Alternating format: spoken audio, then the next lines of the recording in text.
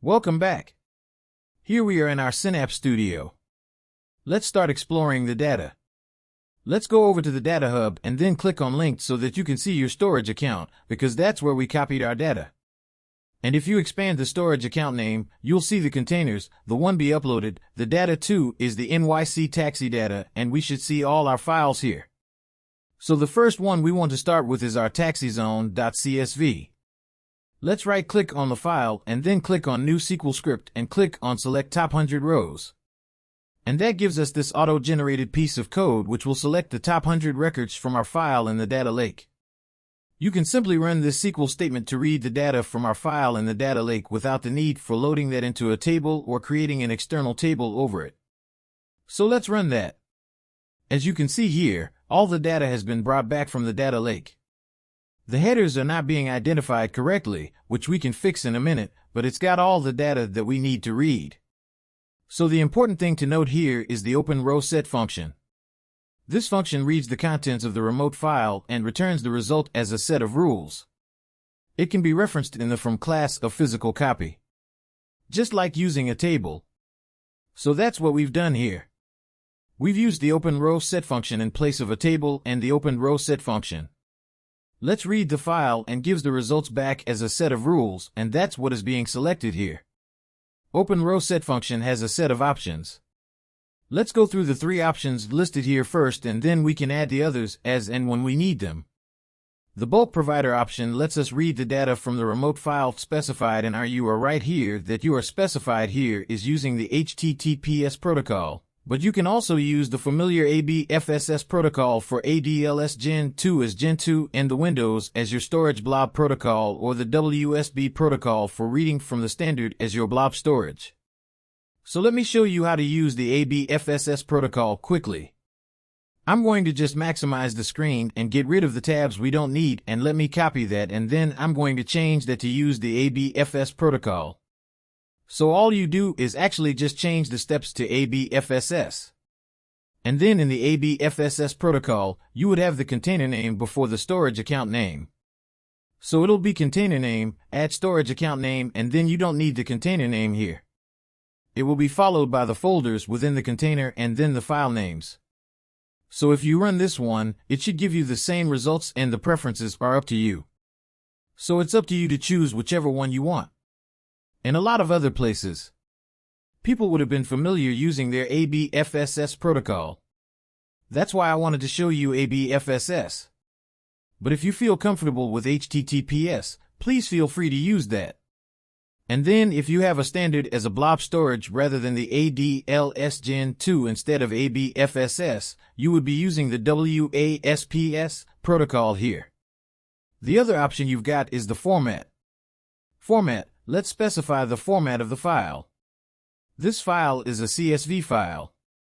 The other choices you've got Parquet and Delta at the moment, past the version. Let's specify the path, the version for the CSV parser. It's very specific. For CSV parser, there are two versions of the CSV policies currently available.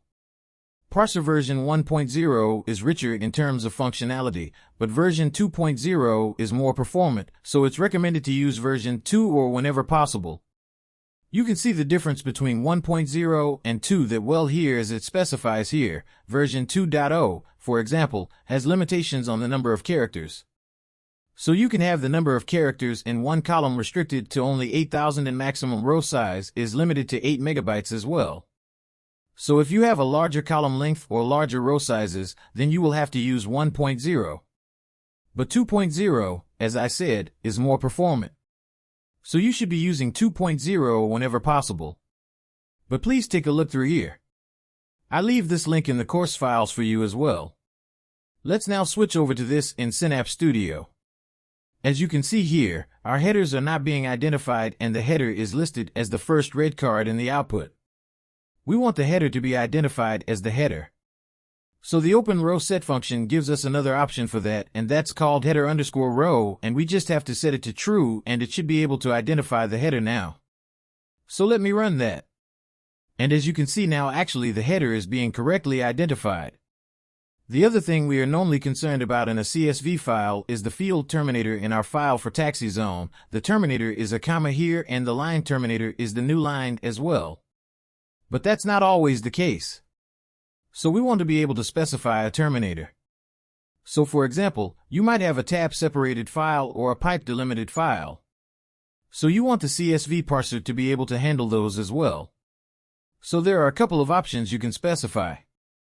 So there is something called field terminator, and if you set that to comma, for example, in this case, then it would consider the field terminator to be a comma.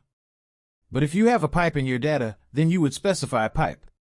But the reason why it worked without it being specified is because comma is the default field terminator. So you don't need to specify that. And our file happened to be a comma separated file.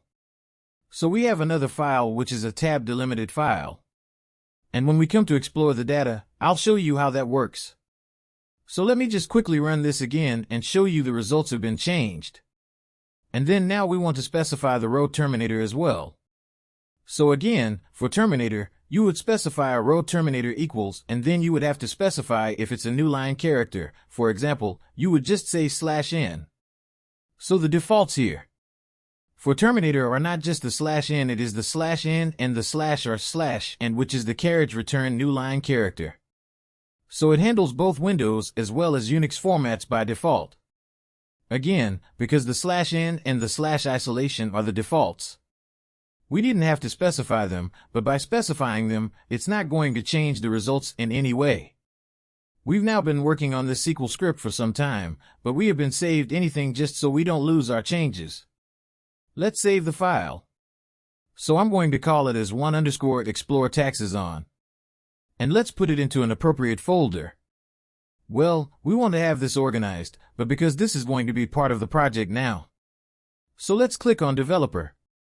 And if I expand the resources here, I've got the file, but I want to put it into a separate folder.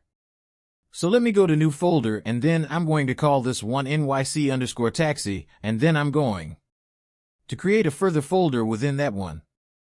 It's a subfolder now, and I'm going to call this discovery because it's all part of the discovery work.